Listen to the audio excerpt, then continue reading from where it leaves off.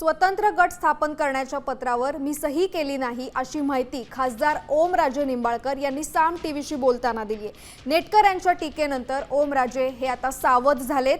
भावनिकदृष्ट्या विचार केला तर माझा निर्णय हा चुकीचा वाटू शकतो, मात्र राजकीय विचार केल्यास तो बरोबर वाटू शकतो। उद्या मुंबई हायकोर्टातल्या निकालानंतर मतदारसंघातल्या कार्यकर्त्यांशी मी आपली भूमिका स्पष्ट करणार असल्याचं त्यांनी साम टीव्हीशी बोलताना म्हटलंय।